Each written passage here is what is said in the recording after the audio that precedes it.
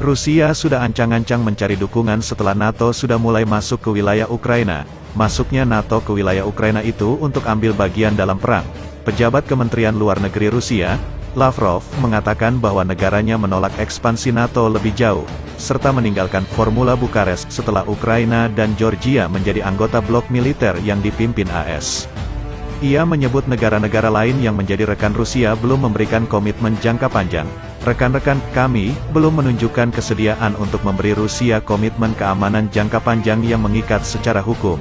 Bagi kami, mencapai tujuan ini adalah hal yang sangat penting, ucap Lavrov.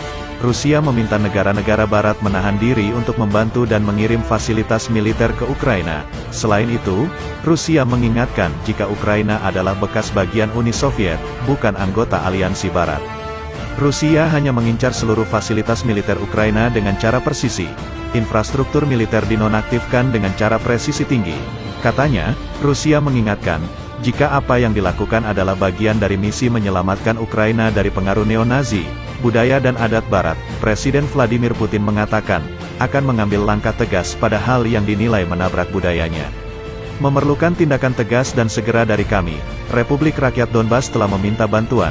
Imbuhnya lagi, sebelumnya satu anggota parlemen Jerman bernama Alice Weidel menyebutkan bahwa NATO dan Barat adalah biang keladai terjadinya perang Rusia dan Ukraina. Alice Weidel menyebutkan bahwa Rusia seperti mendapatkan penghinaan dari NATO yang menjadi alasan utama situasi di Ukraina saat ini. Ukraina tidak bersikap netral karena terus mendorong batas-batas ekspansi NATO ke arah timur dekat perbatasan Rusia. Masalahnya adalah Ukraina, masalah kurangnya status netralitas, dan itu tidak ditanggapi, kata Weidel kepada parlemen Jerman. Anggota parlemen Jerman itu juga menyebut pemenuhan janji netralitas Ukraina bisa meyakinkan Rusia tentang masalah keamanannya. Ia menjelaskan Rusia telah mengartikulasikan masalah dengan jelas selama 20 tahun, tapi Amerika Serikat tidak akan mentolerir kekuatan musuh apapun di halaman belakangnya.